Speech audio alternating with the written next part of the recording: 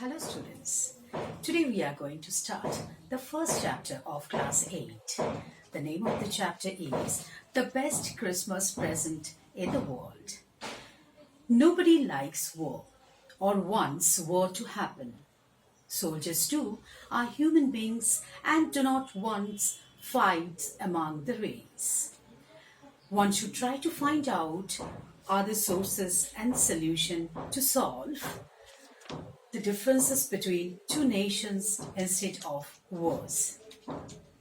But before I tell you more about it, let me introduce you to the author. Sir Michael Morpurgo is an English book author, poet, playwright, and lyricist. He is best known for writing children's novels such as War Horse. And one thing that his work is noted for its magical storytelling. So now, let me tell you about the story that we are about to read. Okay. It is one of Morpurgo's stories with a backdrop of the World War I. In this story, the main character describes his experiences at the war camp to his wife through the letter. Well, let me tell you about the main characters of the story. Jean Macpherson, who was the leader of his English troop. Before getting into the war, he was a school teacher in Dorset, which is present in the west part of England. He was brave and courageous as he was leading his troop. He was also very kind and open-hearted person, as he shared his time and happiness with the enemy. And also very loving and caring person, due to his love and affection towards his wife shown in the letter. So, Jean Macpherson will be playing main role in this chapter. And the second character is Connie Macpherson. She was the wife of Jean Macpherson. When her husband went for the war, she spent her whole life in a belief that he will be coming. She will see her husband again. She used to love her husband very, very much. And the third character is Hans Ulf. He was the captain of German troop. He worked in an orchestra in Dusseldorf before the war. By nature, he was very friendly, as he was the first man who made friendship with English. Okay. Let me tell you one thing, that this lesson is in three parts. Part 1, Part 2 and the Part 3. So I will be, and I'm going to make 3 videos of this lesson because it is very, very lengthy chapter. Okay, let me read out the first part of the story. Just see. All of you follow the book. I spotted it in a junk shop in Bridport, a roll-top desk. The man said it was early 19th century and oak. I had wanted one, but they were far too expensive. This one was in a bad condition.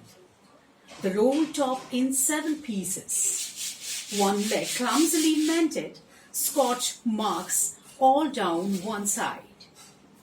It was going for very little money. I thought I could restore it. It would be a risk, a challenge, but I had to have it. I paid the man and brought it back to my workroom at the back of the garage. I began work on it on Christmas Eve.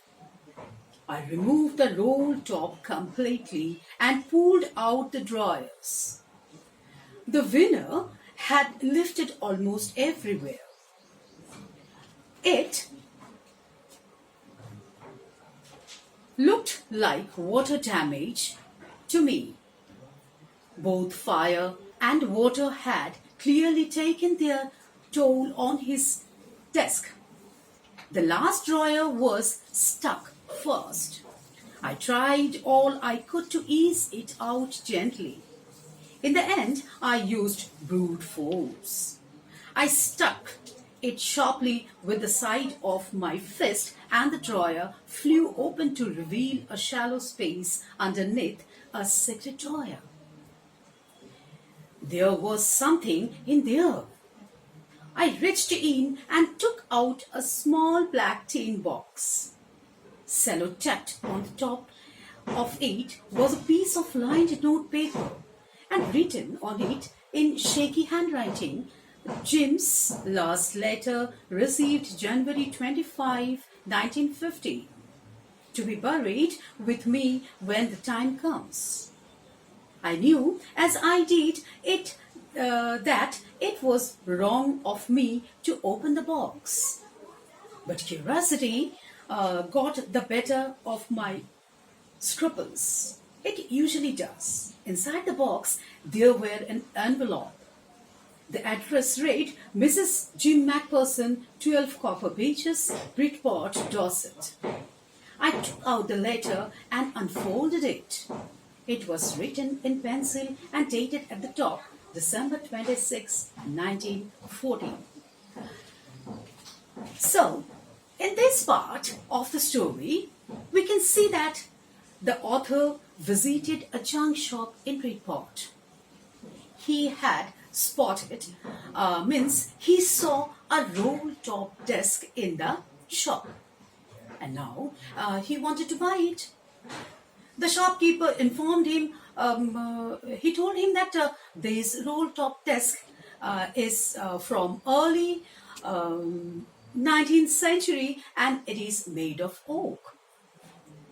This kind of furniture was considered to be an antique, and of course it's too expensive. Moreover, this roll-top desk was in a bad condition. Means it is not in a good condition. One of its legs was clumsily mended. Clumsily means it's loosely mended. It is about to break. And on the other side, there was a mark of burning.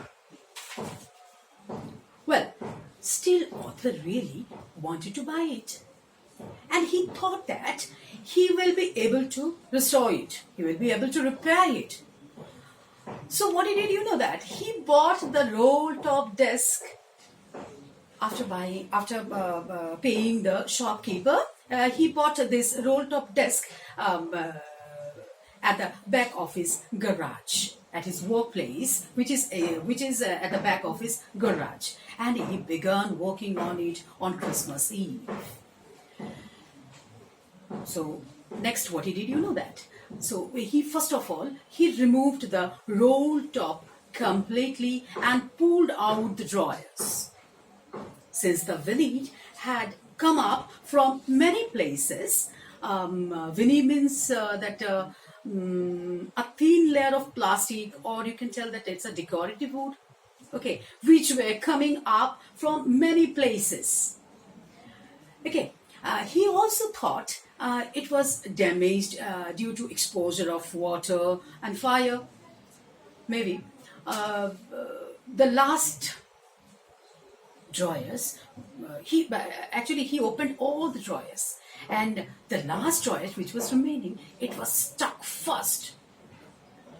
He tried a lot to open the drawer, but at last he used brute force.